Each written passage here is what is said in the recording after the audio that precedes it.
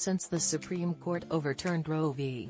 Wade last week, many have turned to music to express the emotion that has overwhelmed them in this moment. It's no surprise.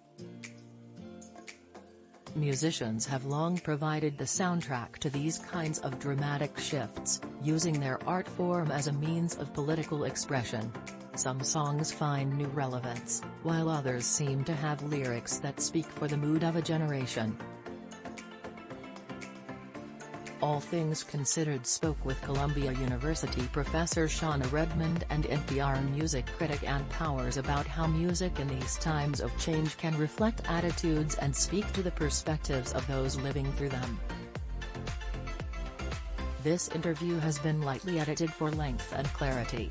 Note: the embedded videos contain language and lyrics that some may find objectionable. On the legacy of Nina Simone's Mississippi Goddamn Redmond, I think there's only a sense of continuity that we can take from its legacy, from its usage in this very moment. The structures to which Nina Simone was responding have continued to face us in the future that she hoped would be free and clear and beautiful.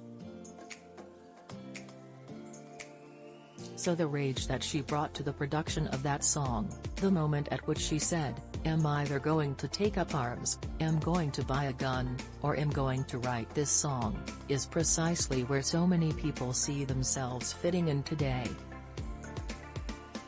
On whether today's protest music can stack up to that of the past powers, well, it's tempting to say, oh, they just don't do it like they did back in the 60s. But in fact, the lineage of protest music is one of constant dialogue and constant reinterpretations within these songs. One song that really stood out for me after the Supreme Court decision came down on Friday was a rewriting of a patriotic song, "America, My Country, 'Tis of Thee," by a young singer-songwriter who goes by Raina Del Cid, who rewrote the song to have these incredibly cutting and almost despairing lyrics. That is another example of how to engage with protest, is to engage with history.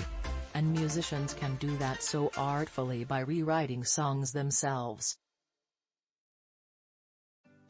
On historic protest songs that have become relevant once more, Redmond, one of the songs that has come up for me, that was brought to mind again through social media, was Digable Planet's La Femme Fatale. That song, which is very explicitly about abortion 30 years ago, is actually now making the round. Not because it's new, not because it uniquely speaks to this moment necessarily, but because of its documentation of a certain kind of prophecy.